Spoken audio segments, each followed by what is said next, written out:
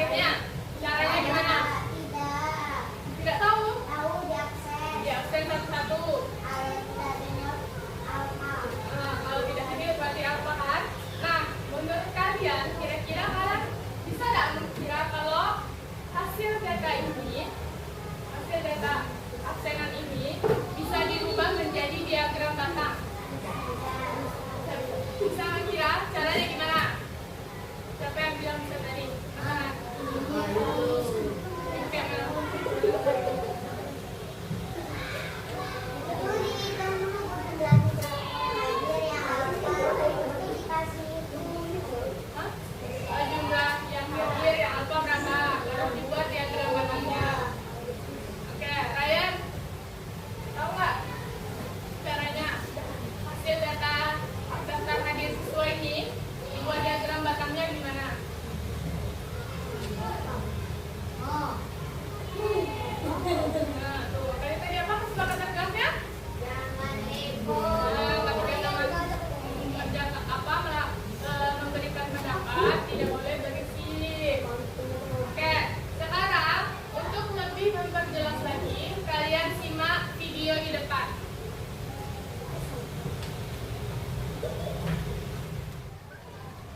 Adik-adik, perhatikan gambar berikut ini. Menurut kalian, mana yang lebih mudah dipahami untuk melihat perbandingan data? Gambar A atau gambar B? Menurut kakak, lebih mudah gambar B bukan? Tahukah kalian, itu adalah bentuk diagram batang. Apa sih yang dimaksud dengan diagram batang? Bagaimana cara menyajikan data dalam bentuk diagram batang? Yuk kita simak video penjelasannya.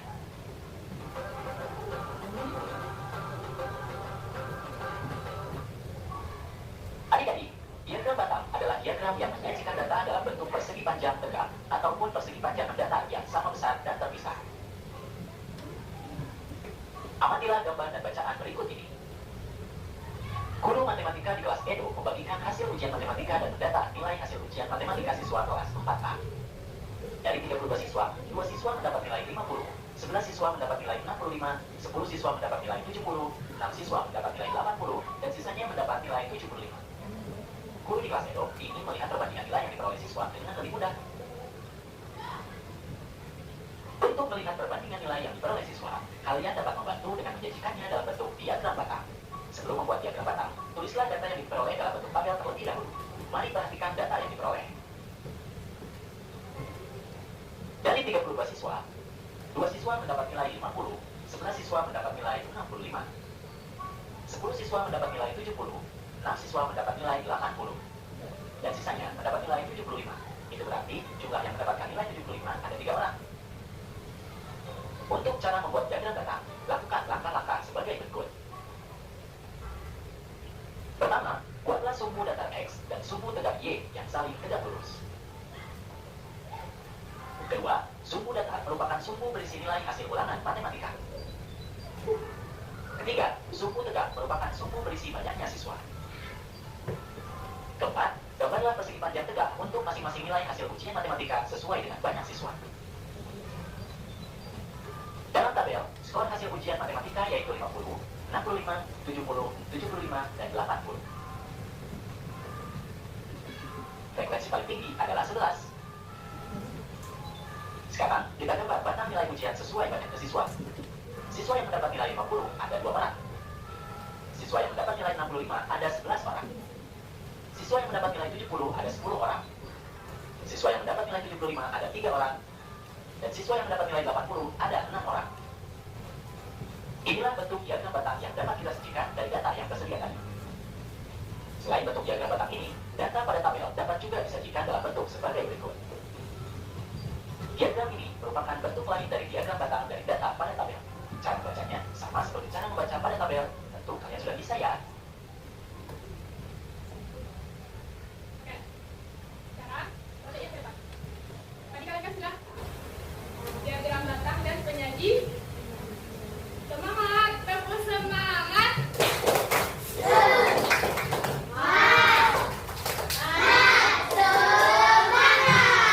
Semangat nggak belajar hari ini? Kalau semangat kan nggak boleh suruh jawabnya. Tadi kita udah nonton video tentang apa?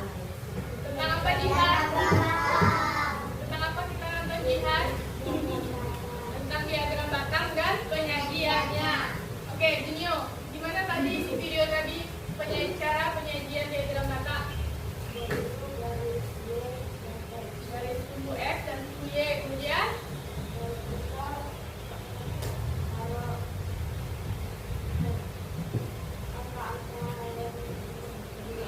terus baru buat diagram matanya.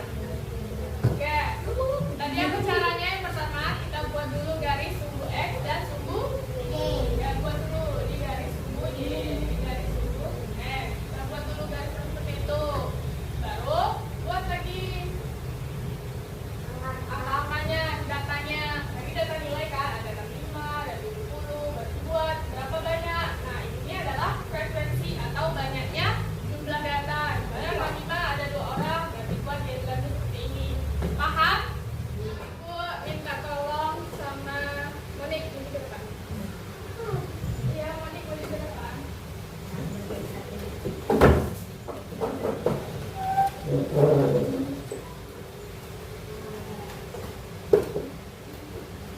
Sama Diva dimaju ke depan. Bu, apa bisa lagi?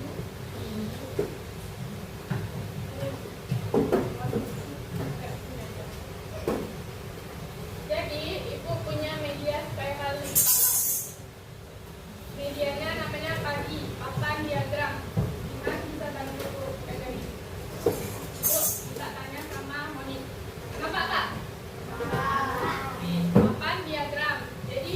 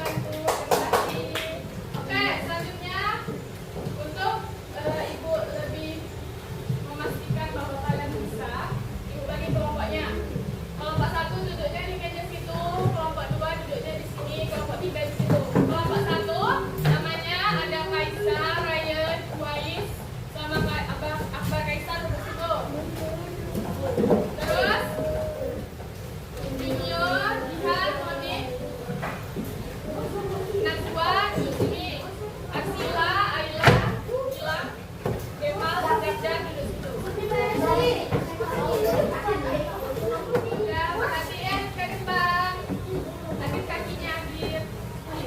Bilang, Ibu punya LKPD sama materi yang bisa kalian baca untuk membantu kalian mengerjakan LKPD. Bisa perhatiin dulu Ibu ke depan. Bisa perhatiin Ibu ke depan. Aksi, bisa perhatiin Ibu ke depan. Ayla, perhatiin. Ibu punya LKPD sama bahan ajar yang membantu kalian memahami materi. Jadi LKPD-nya kalian tulis nama, harinya, nama kelompoknya, kelompok berapa. Kalian baca dulu petunjuk kerjanya.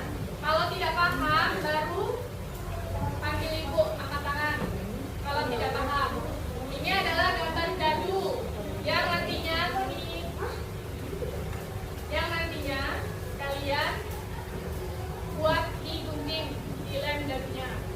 Terus dadunya kalian lempar sebanyak 20 kali di kelompok masing-masing. Apapun yang muncul, gambar yang paling atas itu kalian tulis. Terus baru kalian buat diagramnya. Paham? Paham. Ada yang ingin bertanya sejauh ini? Oke. Tolong kerjasamanya dengan baik ya. Itu aja, apa namanya? Dipegangnya di aja. Ada yang nulis, ada yang nulis.